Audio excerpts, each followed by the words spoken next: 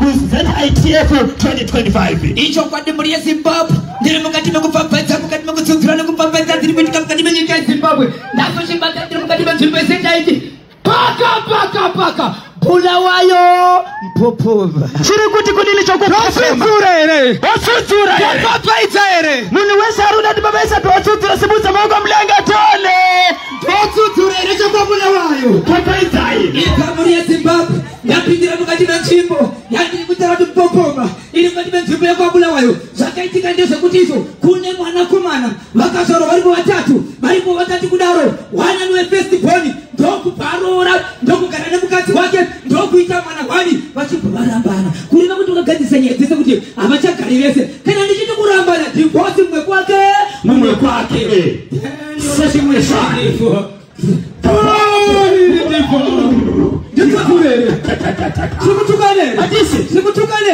saka nditeseyo mwanasikana komana paakaramba mukadzi wake mukadzi akabvaenda ndokuenda kumusha kwake ndokuita dzimwe 2 years muningina wemukomana iyeye ndokuenda kunoroora zvakare mukadzi iye akakaroorwa nani nemukoma wake achibva adzoka pambazikanzima mandadzoka nemukadzi zvino mukoma ari kushevedzera achiti nai Zimbabwe zvakaitwa nemuningina wangu ndizvo here kunoroora mukadzi wandingamheke ndakaroora kumudzora pamba panada kupindura here zvinoita here zvakaitwa nomuningina tikababaisa byo tisingafune komara nthawe legesani katingopitipidza mkati machirongwa boshongora segment tiri kuchikochera wakane vasawira vedu ndiri mukati mukufamba mukati mukupfapfapfa nekutsudzura tiri kuitika matima nawese nyika ino baka matopo chokumatopo chiri kuti tani isho kwati matopo ndikuziviseni ndiri mukati mekupinda mukati mejumbe matopo muri yeZimbabwe kune chitiko chakaitika muri yeZimbabwe musi wa 16 December pane mumwe musha wakaonekwa pamba paine nhumbi dzange dziri kugedhe but nhumbi idzi dzanga dziri dzemwana mucheche dzisati dzambopfekwa dzinotoratidza kuti ndedzerusvava dzekuti kana mwana achangobarwa ndidzo dzinopfekedzwa mwana uyu dzakaonekwa dziri kugedhe 16 December 2024 okay right tobva tabva ipapo tobva tine 16 February 2025 ndobva dzawanikwa zvakare dziri kugedhe ikoko but padzakaonekwa dzimwe dziri kugedhe ikoko dzairatidza kuti dzakatomeswa dzakaratidza kuti dzakatopfekedzwa uyezve hembe idzi dzinoratidza kuti kupfekwa dzikaitwa dzakapfekwa nemwana mudiki asi mwana uyu akatoita pupu asi hazina kuwashwa zvichibva zvaitikakandwa ipapo nai baba Isabel muri kutaura nyaya yekumatopo muri kuti pakaonekwa hembe asi pamba apa hapana mwana mucheche okay hapana patorina baba namudzimai nevana vaviri kwete vana vacho vese zera ravo riripo vanoenda kuchikoro vakura okay zvadaro muri yeZimbabwe vachibva vagara musi wa 16 April mwedzi uno ndokubva pazowanikwa paine hembe zvakare hembe dzakawanikwa idzi ihembe dzinoratidza kuti ndedzemwana mudiki but dzinoratidza kuti dzasakara kudaro padivi pachibva paonekwa paine chimbuzi chinoratidza kuti ndechemunhu mukuru chiripo ipapo right chawanikwa kudaro vanhu vachibva kwakuri kumapasi 6 manheru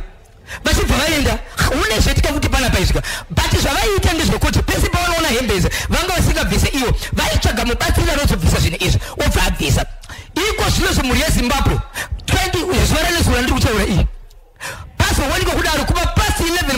mumashure muma6 manheru pambowanikwa hembe dzakasakara uyezve pane chimbuzi chinoratidza kuti ndechemunhu mukuru kuma 11 vanhu vakanzwa nzvimbo iri kugedhi iyoyo pachichema mwana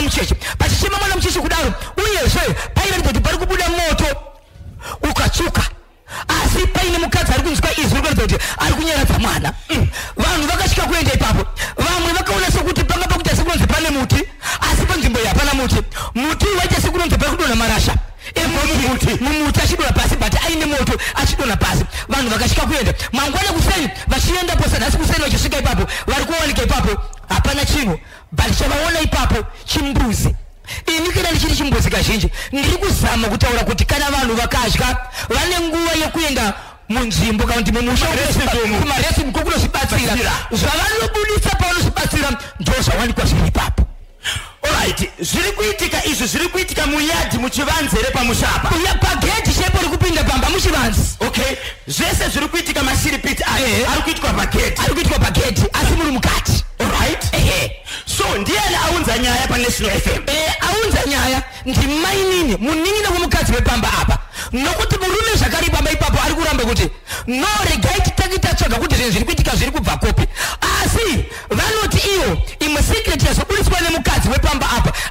nyaya iyi anoti mukufamba pakatanga kuitika nyaya iyi ndaigara ndichibvunza nemurume wangu nai baba hakuna here zvimwe zvamunoziva zvakaitika nhasi pane mashoko ataura kuti iye ndine kwandakafamba ndega asi ndafamba ndega ndine zvandakauzwa pamusoro pemurume wangu kuti murume wako ane zvaakaita pamusoro peumwe mukadzi waakamikisa akaita mwana naye ndokubva aramwirwa mwana aramwirwa mwana kudaro mubvunze kuti izvo mukadzi mwana waakarakirwamwirwa nemukadzi waakamikisa akasvika achimukandira mwana akamuisa kupi anobvunza murume andinabvunza murume wangu murume ari kuti kwete andisati ndamboramwirwa mwana murume ari kuramba kuti hapana mudzimai waimbofambisana naye ari kuramba kuti ahana saka mwana hembe dzemwana mucheche kuchema kwemwana mucheche moto tiri kubva kupi nokuti mukadzi ari kuti ndakambofamba ndega mushure mekutanga kuitika zvinhu izvi ndaenda ndikauzwa kunzi endai munobvunza murume wenyu tiri kuona ane mukadzi waakakanganisa ndaona achiramwirwa mwana asi pakaramwirwa mwana mwana haana kusvika kwenyu bvunzai murume wenyu kuti wakamboramwirwa mwana nemukadzi waakamitisa mwana iyepo wakamuramwirwa ari kupi murume ari kubvunza ari kuti handizivi ende akamboramwirwa right matopo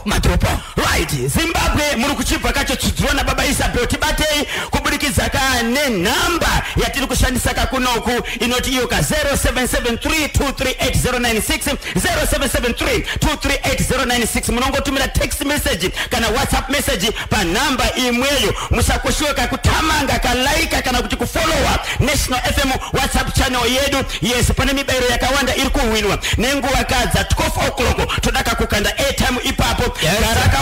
gara wadya magetsi anoenda pinda followa National FM WhatsApp channel unofollowa seiko unongotumira ka iziro kuti link pa 0712393852 0712393852 pabodzi na 0713938538 pane tuma promotions ari kumhanywa nePremier Tobacco Auction Flows ari kuti kudini baba Isabel chokwadi kutsudzura dziri kuitika matimana wese nyika ino paka Harare Glenview 2 nyaya yeku Glenview 2 ndi kutaura pangwendo muri yeZimbabwe iri kutaura ndichiti izvo mukati menzvimbo yeGlenview 2 mune zvakaitika mairana nemapaipi anofambisa mvura kana kuti anofambisa zvimbuzi ndiri kuti inini pane vekanzuro vakasvika kune imwe nzvimbo vachida kugadzira zvavaida kugadzira asi simbi dzavaida kugadzira dziri pasi vachibva vauya nemushina kana kuti ma-earth moving machine vachibva vachera neexcavator gomba ravakachera riri pakati pedzimba mbiri rakadzika pasi about 10 meters kubva pane imwe imba 10 meters kuenda kune imwe imba vachichera gomba kuGlenview 2 muna 42 Crescent vachera gomba iroro kutaura kuno kwatiri kuita vakukwanisa mwedzi muviri gomba iri harisati ravharwa kunaya kuri kuita mvura gomba iri riri kudzikira riri kuramba richichera zvakare richienda kudzimba uyezve vakutyira vana vavo vana vadiki plus vakuru vamaono mwadoro kunyangwe uri munhu mukuru unogona kudonera mukati vari kuti izvo gomba rakacherwa iri vadiki vativharira gomba richikonzero gomba rine ngozi tinogona kukuwara tinogona kukuwadza vana vedu kana kufirwa nevana vedu uyezve kana rikaramba richiendera mberi kunaya kuruta mvura dzimba dzedu dzikadonera mukati achazogadzirisa dzimba dzedu ndiani vari ivo vari kutora nguva vasina kugadzirisa gomba ravakachera pavakachera gomba ndivo vanoziva zvavaida kugadzirisa toita sei muri yeZimbabwe havasi kuda kutigadzirira gomba redu dzokoro ine simba bhozha ngora mati chii chiri kuitika kuGlenview kune gomba riri kuGlenview 2 muna 42 Crescent gomba iri rakacherwa nevanoona kansuro vachichera gomba iri vane zvavaida kugadzira vachiti zvavaida kugadzira zviri pasi mapaipi ari pasi vachibva vashandisa excavator kuchera gomba michina mihombe iyayi mukaona yakuchera makomba kureva kuti varida kudzika pasi zvakaona zvavarida kugadzira ipapo but gomba iri razotora nguva gomba rakacherwa pakati pedzimba mbiri imwe imba pa 10 meters imwe 10 meters gomba riri pakati kunaya kuri kuita mvura gomba riri kudzirikira richienda kudzimba idzi uyezve vari kushevedzera vachiti nguva yatorwa gomba risina kugadzirwa iri vane vana vadiki kunyange vanhu vakuru vakutyira njodzi yekuti dzimba dzavo dzinogona kudonera mukati umu kana kuti vanhu vakadhakwa kunyange vakuru kunyange vana vadiki vanogona kudonera mukati vadii vatibvarirawo gomba iri nokuti rikatora nguva tichagona kuita njodzi pano dzimba dzedu kana vana vedu vakazokuvara apa achavarapisa ndiani chikonzero ivo pavakachera gomba iri vaida kugadzira ko zvavakangoti zii gomba risina kugadzirwa tichazoita sei ndiani achazorapisa kana kugadzirisa dzimba dzedu ikanzuro yakauya ikachera gomba vakasiya gomba rakadaro kudaro. So vagari vemu Glenview vari kutyaka kuti vanogona kuzokuvara kana dzimba dzavo mvura iri kunaya gomba riri kuterekera. Saka vakaendere kukanzuru kwacho kunoripota kuti gomba ramakachera iri mukarisiya rakadaro sei musiri kurivhara. Kwanza tikavashevedza vari kuti tiri kuuya apo mvura iri kuramba ichinaya tiri kuuya taakutyira kuti tiri kuuya yavo ichazouya rini vada kuzouya here pafa munhu kana kuti dzimba dzakuvara. Right, machinzwa ka icho chokupi cheku Glenview mati kudini ku Zimbabwe waita seko vagari veku Glenview pari zvino regai kati mbobata ka muromo mbopinda ka muchitoro muziva pane dambudziko rakaitika kana pane zvakaitwa nomurume zvasiri kuda kuti ataure abude pachena aziviseka mhuri yake. Baba Isabel vanogona kuti zivisa vanogona kutiudza kuti si imini ndiani awenza nyaya ku National FM yatanga kuenda muninyi mukadzi wepamba apa kugira iye mukadzi pachake atozotaura kuti aiwa niniwo ndakakwanisa kuzvifambira kubva pakutanga nyaya ichitanga patakatanga kuona zvinhu ini murume tegere pasi chichiri kuitika tose taisaziva asi ini semukadzi ndakatanga kubvafamba sezvo ndinoenda kuchechi ndine zvandaiudzwa pane zvandakaudzwa kuchechi ndezvekuti izvo endai munobvunza murume wenyu taona murume wenyu ane mukadzi waakamitisa akazouya kuzoramirwa mwana mubvunzei kuti pawakaramirwa mwana wakaramirwa akaenda kuivi. Saka mwana anogona kuti ari kupfuka murume ari kuziva kuti mwana ari kopi panenge pane nyaya ipapo. Chirongwa bhozho ngora segment chiri kuenderera mberi kamunguva vashoma iri kutevera pane zvino regaika tikuendeseka kuna Andrew Mupembe sezvo 10:30 kunenge kune nawo muZimbabwe. Ndine nyaya yakafanana neyekubhindura yemurume awanikwa akafa asina makumbo asina maoko asina mutezo wakavanzika angowanikwa uri mutombi chete muri yeZimbabwe tinenge tinadzo. Ndine nyaya yekuno mupira wayo kunonzi kuEntumbani yevakomana nezuru vakawanikwa vakatanga kufamba kuseni vaine mabhemba vakazofamba kuma 6, 7, 8 manheru vaine matochi vachiti vakangonongedzera munhu tochi wobva vachitipe mari tipe foni kana usina wobva warowa kutaura kuno kwatiri kuita maambulensi akatakura vanhu nemapurisa vari kufamba kuongorora nyaya iyi vakomana vachifamba vangari vari vatatu asi maoko mapurisa zvavemo vari kutsvaka kuti ndiani ari kuita zvinhu izvi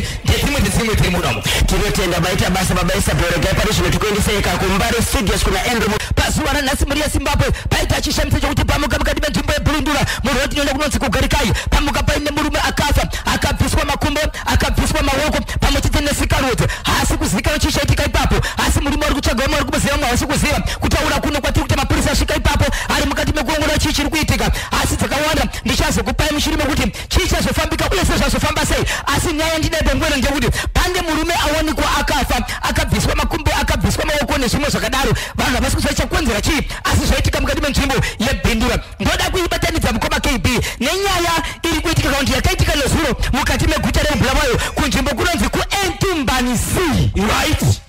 nezuro kuseni kunonzi kune vakomana vakapinda mukati menzvimbo iyi. Nzvimbo yandiri kutaura kune vanoiziva iri pedyo nenjanji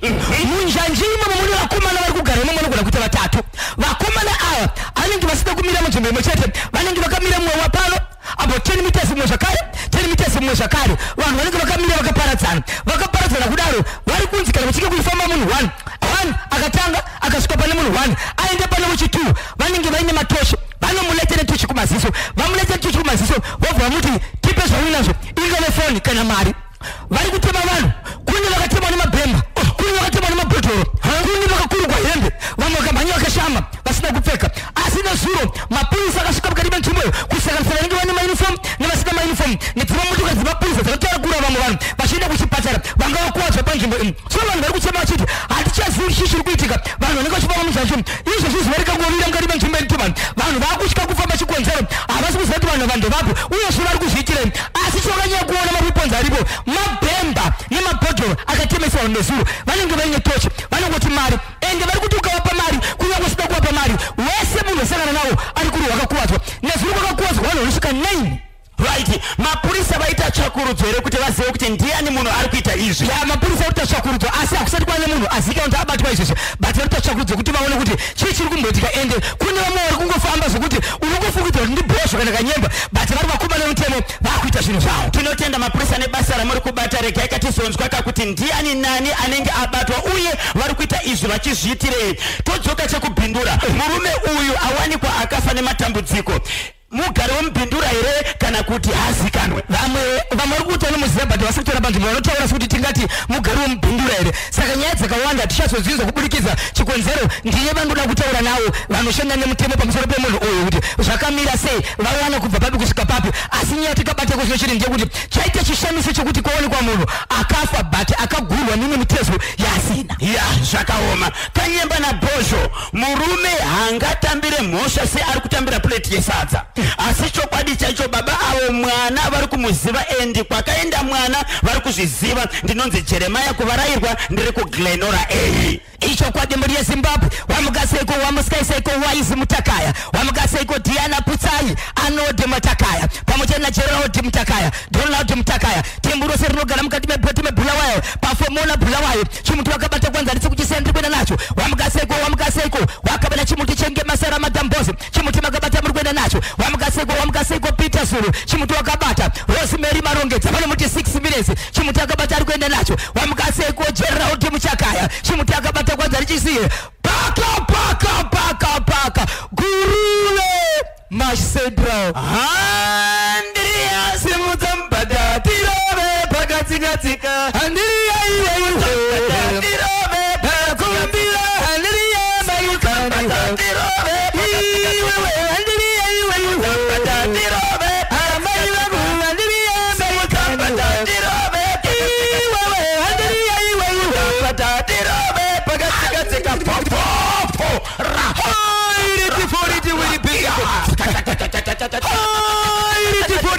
reporting to the angel. Reporting to the angel. Leviticus. Mother Mary.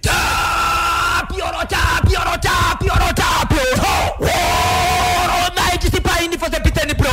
Afana tu sipekesha na vituraima. Chumanda wakati wemba kemeniki aje. Say piniti Almighty. Tell you she will be beautiful. Walk out to him. See piniti Almighty. Tell you akio.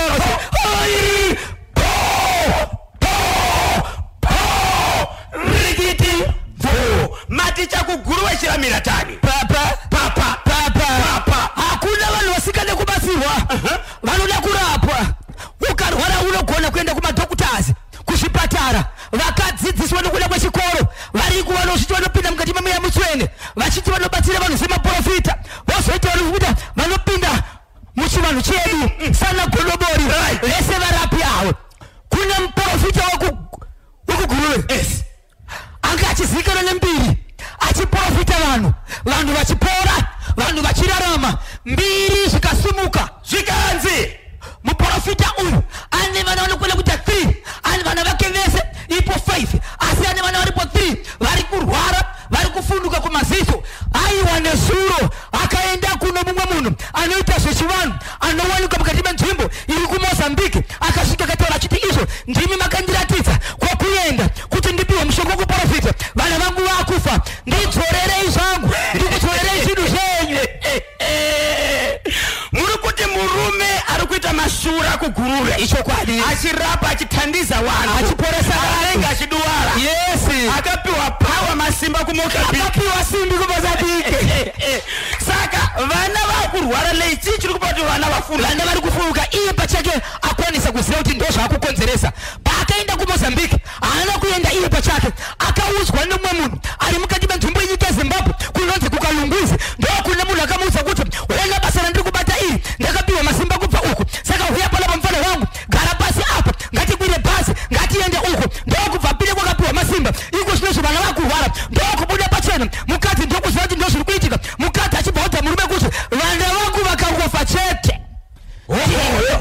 ndochitaura so murume achibvatora nemukadzi ndokuenda kuye kwakanonatidzwa kunzi kwakati ndikuripiwa masimba shamari ndiri kukumbira undiperekedze ndidzokere uku ndoda kunodzorera zvandakapiwa zvacho zvaakapiwa ndo zvaari kuvanza kuti zvii zvaakapiwa zvakamupa simba rekuprofita ndo zvaari da kunodzorera kwanzi simba racho haricharidi nemukadzi harichawirirana vana vangu vakufa. Mati akaenda kunzvimbo inonzi Kalungwizi haisi kupinga here nzvimbo iyi aiwa ndizivi nzvimbo yeuti asi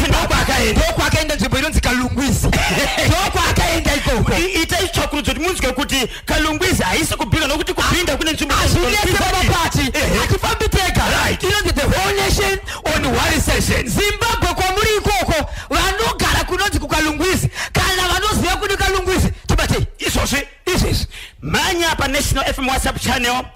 Video yaka winner, the winner is now there. Video yaka winner phone Samsung M05 courtesy of Cell One Electronics. Iripo saka kana une hama yako yakatumira ka video manya ipapo unaona kuti ndiyo here nokuti anofana ka kuti awane ka phone yake muswe mande achawa kuzoitora ka ku ZBC Mbare Studios. Saka manya pa channel kune vese vasati ka joina ka channel ya National FM munongotumira ka iziro kuti link LINK pa 0712-393-852 0712-393-852 0712-393-852 pamoja na 0713-93-853 0713-93-858 chirongwa chino posho ngora segment tiri kuchikocherwa nevasawira vedu ve captain iri kuti iyo takaona zvakakoshera kudya nekunwa chikafu chepasigare takatora zviniwa zvakasiyana siyana zvaikosheswa nanasekuru nanambuya vedu tikazvisanganisa tikabika tikagadzira inonzi Captain Ginger Wise. Izvi takazviita nokuziva kuti pane pfimbi yavaichengetedza naizvozvo isu tiri kungoramba tichingochengetedza kachivanhu chedu mumabhodhoro eCaptain. Gara wakagwinya neCaptain Ginger Wise. Uchidaka kutenga yako nhasi chaiye enda muzvitoro zvakasiyana siyana muZimbabwe ino Captain Ginger Wise. Even kuno kukobla wayo ndakaiona ka iriko. Uchidaka kuhodha yako unongofona pa namba dzinoti 0775 135800 0775 135800 0775 135800. Captain inhaka nesimba muchinwiwa chimwe chete. Regai katinzwe kuti vaterere vari kuti kudiniko hanzi hello murume uyu akauraya ari kupfukirwa. Right, murume uyu akauraya ari kupfukirwa akauraya mwana wake ndinonzi Motion Kafanja ndiri pa Glenview 1 chokumatopo. Yes, maonero angu mkoma KB ndizvo pane zviri kuitika murume ari kuvanza kwari kuita ende mukadzi zvakaprofita ndinoona kuti ishokwadi Kanyemba na Bosho baba awe kumatopo ndinoona vakauraya ex wife nemwana wavo ndivo vakamuka chipoko muresa zvinamira zvese zvepano pachimuti cheruzhinji ndinonzi John Komositole Great Win Ochamboko pa polisi ndatenda. So kurufambwa nemudzimai uyu ari kunzi bvunza murume wako kuti mwana wakaita nomwe mudzimai wakaramirwa akamuisa kupi zviri kuratidza kuti baba ava vakaramirwa mwana ishokwadi vachivhosirwa mwana nemudzimai wakambotamba naye saka baba ava mwana wakamwisa kupi ende nyaya iri kuferefetwa mkoma KB pane vanhu tu vanokulonga vari vasungwa murume uyu nemukadzi akapiwa mwana iye vanofanira kuti vateere kuti mwana wavo aripi. Good morning Amavuko Kanyemba na Bosho konyaya yamunyaradzi yavapapi gokwe shombe ndinonzi Musarapa Nyajena. Icho kwadi muri yesimbo tine mukomana akafa achita zvokupondwa kunonzi kugokwe kushombe achibva kugokwe kunoti kwa chief njelere akazowanikwa akakandwa mumugoti akazobuditswa mumugoti mukomana uyu akatokurwa achibviswa mumugoti vanhu veukama vakatorwa nyaya ikaiswa kumapurisa akafungidzwa kuti aitwa postmortem asi achizotakurwa motokari yakutakura munhu kuchino kutumbi kuti uendese munhu kumusha kugokwe pakabuda mashoko ekuti mutumbi waikutakura waitaura wakafa kudaro ukati ndiendesei pamba pakwanhengi panenge pane kupomera kwevanhu vakandiuraya. Regai ndikuzivisei muri yeZimbabwe mukomana wekubva paya gore rakapera pakaiswa kumochari akataura mashoko ekuti nezvi richibuda handidi zvokuvigwa iwe dhiraivha uri kudhiraivha motokari yakatakura kofini yangu uone kuti muhomwe mako mune bvudzi rangu iri nemapatsi angu kana mapatsi angu asati awanikwa usaende kunondiviga. Vehukama vakavimbiswa kuti anenge andiviga ndikaviga inini ndichapandukira inini. Vehukama vakaramba kubva kumadzimambo vakuru vemapurisa pamwe chete nemasabhuku vese vakawirirana kuti munhu ngaendeswa kumochari asi chandikuziva pangwena ndechekuti munhu akaendeswa kumochari yekukwekwe kutaura kuri kwaduta mhuri yeZimbabwe zvandiri kuziva panguva ino ndakazofonera vanasekuru ona munyaradzi vakataura kuti isusu hapana chatiri kuziva ndechekuti mwana wedu kubva zvaafa akatiudza kuti iye haadi kuvigwa kusvika mapasi ake asati awanikwa. Saka munyaradzi zvatoziva ndechekuti ari mumochari sekuru vamunyaradzi ndichitaura naye vanoti chandoziva chete ndechekuti takangomirirawo kana kune vakuru vachazobatsira kuti munhu avigwe isu hatikwanisi kuviga munhu iro kuti akati tikamuviga tisina kuwana mapatsi ake achatimukira. Saka isusu bwana saka ndikaenda kuziseni chidomvunzo wenyu munyaradzi kubva zvakapondwa achiri mumushari ko ndakambonzwa mashoko ekuti vakuru venharaunda vakamboti kumhuri yekwamunyaradzi hamungarambe makachengeta mutumbi right wamunyaradzi madi kuenda kunokuviga kana pane zvinozotaurirwana nyaya yakazofamba sei pane shoko rokuti mutumbi ukabudisa izwi rekuti achandiviga ndisina mapatsi angu ndichamumukira anyaviga ndiani mukoma kepi anoda kumukirwa ndiani saka vanhu vari kusvika